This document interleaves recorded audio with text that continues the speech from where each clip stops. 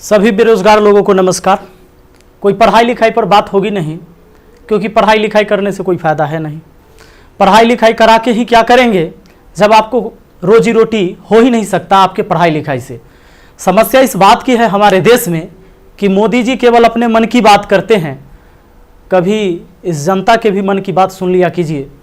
बहुत बार मन की बात हम लोग सुन चुके हैं, परेशान हो गए हैं। भैया बेरोजगारी इतनी बड़ी हो गई है, इतनी बड़ी हो गई, इतनी ज़्यादा बेरोजगारी हो गई है कि जरा सोच के देखिए कि एक पढ़ा लिखा व्यक्ति जो ग्रुप डी के लिए, जो कि बीएससी कर चुका है, बीए कर चुका है, एमए कर चुका है, पीएचडी कर चुका है, ग्रुप डी के लिए फॉर्म भरता है और 2.5 करोड़ विद्यार्थी फॉर्म भरता है। भैया सोचने वाली बात है। मोदी जी 2.5 करोड़ जनसंख्या युवाओं का कम नहीं होता है। 2.5 करोड़ है तो उसके माँ बाप भी जोड़ लीजिए, भाई बहन जोड़ लीजिए, और वो युवा है तो उस पर उसके परिवार का निगाह टिका हुआ है, उससे एक आस जुड़ा हुआ है उस परिवार का। प्लीज आपसे हाथ जोड़कर विनती है हमारी। अब कहिएगा कि आप पगला काहे गया है। लोग कहेंगे, कुछ नेता लोग, देखो हमारा कोई पार्टी या पॉलिटिक्स से कोई मतलब नहीं है। जैसा बीजेपी वैसा ही कांग्रेस, वैसा ही आरजेडी, वैसा ही जदयू, सबका हाल वही है।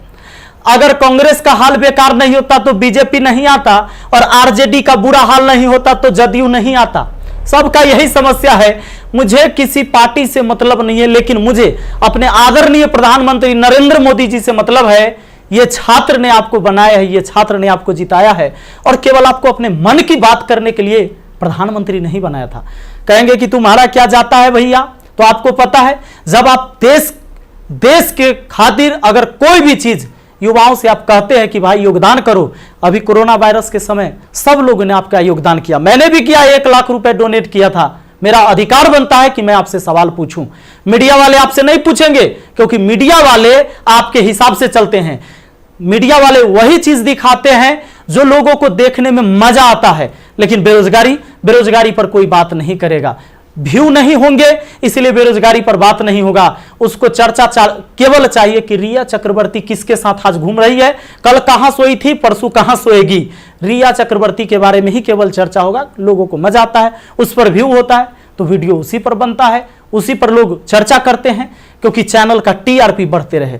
और ये मजबूरी है हमारी कि एडुकेशन चैनल वाले अब पढ़ाई न करवा के ये सब चीजें पर उतर गए हैं।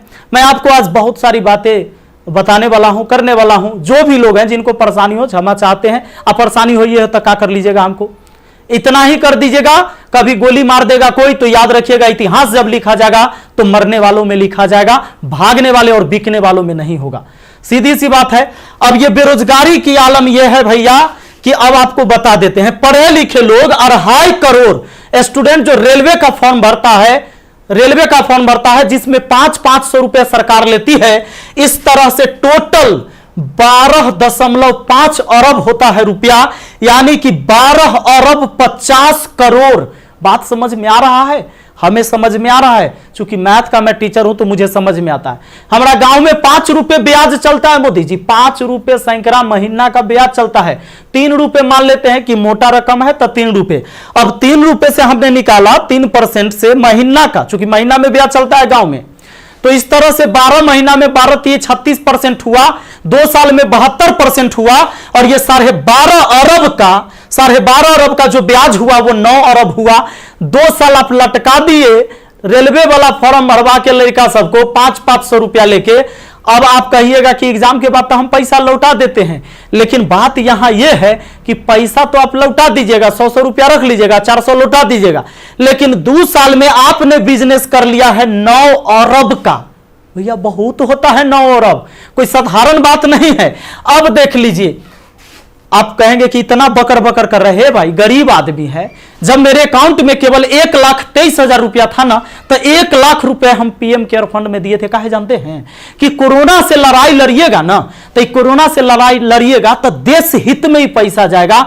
इस पैसा से जब वैक्सीन बन के आएगा, या हमारे साइंटिस्ट लोग जब इस पर रिसर्च करेंगे वैक्सीन पर, तो खर्च लगेगा। तो आदमी किसके पास जो औकात था, 1 रुपया, 11 रुपया, 100 रुपया, 50 रुपया, 1 करोड़, 500 करोड़, 1000 करोड़ लोगों ने योगदान दिया, जिनसे जो हो सका। पूरा देश आपके साथ खड़ा था, आपके साथ खड़ा था, और याद रखिएगा कि ये युवा बेरोजगार रहेगा तो आपके विरुद्ध खड़ा होगा, भैया तख्ता पलट जाएगा। ये बात पक्का सुन लीजिए, काहे कि आज हम दिल से बात कर रहे, दिल से बात किए थे तब ना मदद किए थे। अब देख लीजिए 30 मार्च को मैंने योगदान दिया था 1 करोड़ रुपए, हमारा तब पागलपन चढ़ल था। हम तो अपन गलती का पश्चाताप जूता से मार के करते हैं, लेकिन याद रखिएगा कि जूता उस नेता को भी पड़ेगा जो वोट मांगने आएगा हमारे यहां। याद रखिएगा, ये पूरा देश में अब बवाल होने वाला है। अगर सही टाइम से एग्जाम नहीं लीजिएगा, युवाओं को रोजगार नहीं मिलेगा, तब आपके मन की बात नहीं होगी। हमेशा ये जनता के भी मन की बात होनी चाहिए। यहां पर आप नहीं, आपको पता चले तो जिन लोगों को बुरा लगता होगा सर्च कर लीजिएगा, प्रधानमंत्री राहत कोष में 1 लाख रुपए का योगदान दिया। मैथ मस्ती लिखिएगा, ये लाइन लिखिएगा, मैथ मस्ती लिखिएगा, जरूर आ जाएगा, आपको पता चल जाएगा। हमारा घर भी करकट का है और फिर भी अकाउंट में 1,23,000 था, 1 लाख रुपया डोनेट किए थे ताकि हमारे देश में खुशहाली आए और इस कोरोना वायरस से हमारा देश लड़े। ए भाई, वो बच्चा के पैसा दिया हुआ है, जो हम पढ़ाते हैं ना, वो वीडियो देखता है ना, वो व्यू होता है, उसे पैसा आता है, वो पैसा हम आपको दिए थे। पाप लगेगा ना, तो तनी ध्यान दीजिए यहां पर।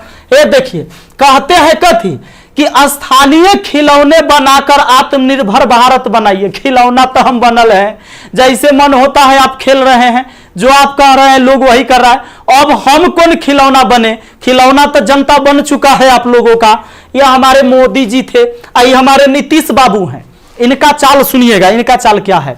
अभी जब चुनाव आने वाला है तो ये बिहार पुलिस के बहाली निकाल देंगे, बिहार पुलिस के बहाली निकाल देंगे तो भारी संख्या में एग्जाम एगो करवा लेंगे, रिजल्ट नहीं देंगे। अब एग्जाम दे के लड़का फसल है कि अगर नीतीश जी नहीं आते हैं तो फिर आगे रिजल्ट नहीं आएगा, कोई ना कोई बवाल। चूंकि बिहार में कोई एग्जाम जो है ये ना है कि साफ सुथरा से हो। आप देख रहे हैं बिहार एसएससी का एग्जाम कितना साल में हुआ है, आदमी बूढ़ा गया, जवानी में दिया था एग्जाम और रिजल्ट आते थे बूढ़ा जाएगा। अब चूंकि बिहार में एग्जाम ऐसी होता है, तो ये क्या होगा कि रिजल्ट होगा चुनाव के बाद, मजबूरन फिर नीतीश कुमार जी को चुनेंगे, शिक्षक के बहाली आ जाएगा, बिहार पुलिस के बहाली आ जाएगा, सारे बहाली, दरोगा सब के बहाली आएगा। ये कब होगा? चुनाव के टाइम में भैया। तो नीतीश जी का जो ये था, इसमें इन्होंने कहा कि नल जल का रख रखाव करने के लिए वार्डों को 2-2 हजार रुपया मिलेगा। हे प्रभु, ये 2-2 हजार कहला दे रहे हैं, नल जल के दशा दिखा दें। 33,000 करोड़, 33,000 करोड़ रुपया आपने बिहार में नल जल पर खर्चा कर दिया। आज आपको असलियत हम दिखाते हैं, इस वीडियो में देखिएगा आप लोग जरूर।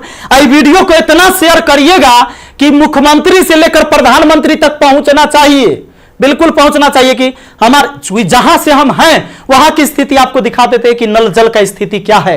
बेरोजगारी तो भैया आपने ऐसी पहुंचा दिया है यहां पर कि लोग अब कुछ करने लायक नहीं है। आप अगर आत्मनिर्भर बनाना था, खिलौना बनाना ही था, ये कहेला पढ़वा रहे, शुरू से खिलौने बनवाते। कहेला 500-500 रुपया लेके फॉर्म भरवा लिए और 2 साल में 9 अरब आप ब्याज कमा लिए। प्रभु क्षमा कीजिए, प्रभु इस पर कोई उपाय कीजिए, वरना आपकी तख्ता पलट जाएगी। और सारे विद्यार्थी, जितने भी छात्र हैं, मैं आप सबसे अपील करता हूं, इस वीडियो को शेयर करिए, जितना ज्यादा शेयर हो। और सारे एजुकेशन चैनल वाले जितने भी, चूंकि आपके मीडिया नहीं दिखाएगा, विद्यार्थी का दर्द कोई नहीं समझ पा रहा है, वो वही चीज दिखाएगा जो सरकार चाहती है। हमारे सारे भाई बंधु जितने भी वाईफाई स्टडी एग्जामपुर है, अभिनव शर्मा है, राकेश यादव सर है, जितने भी लोग हैं जो भी वीडियो बना रहे हैं बहुत अच्छा कर रहे हैं, सभी को हाथ जोड़कर तहे दिल से मैं धन्यवाद देना चाहूंगा। क्योंकि ये विद्यार्थी जो बेरोजगार है ना, उसी के वजह से हमारा रोजगार है, यही बात सच्चाई है। और इसीलिए हम इनके लिए लड़ेंगे, चाहे जो हो जाए। धरना प्रदर्शन होगा, पूरे देश में धरना प्रदर्शन होगा। और जहां ये 2.5 करोड़ विद्यार्थी सड़क पर उतर गया, तो सुन लीजिए, ये बिहार से लेकर दिल्ली तक हिलेगा, ये बात निश्चित है। एक साथ हम हैं, सबके साथ हैं। सारे छात्र आंदोलन करने के लिए तैयार रहिए। एसएससी टाइम से एग्जाम नहीं लेती है। एक तो आप वैकेंसी ही कम निकालते हैं, अब वैकेंसी कम निकालते हैं तो जो निकालते हैं ओकर तो कम से कम एग्जाम ले लीजिए, सही से रिजल्ट ले लीजिए, सही से रिजल्ट दीजिए और एग्जाम सही से ले लीजिए, टाइम से ले लीजिए। एक शेड्यूल बना दीजिए, जैसे मैट्रिक का एग्जाम होता है, 12th का एग्जाम होता है कि इस महीने में होगा, इस महीने में रिजल्ट होगा। उसी तरह एसएससी का भी एग्जाम होना चाहिए, रेलवे का भी एग्जाम होना चाहिए। आपको जितने सीट पर लेना है, लेकिन इसका एक टाइम फिक्स होना चाहिए। कितने इस महीने में एग्जाम होगा, इस महीने में रिजल्ट आएगा, इस महीने तक ज्वाइनिंग होगा, ताकि अंधेरे में लोग ना जिए।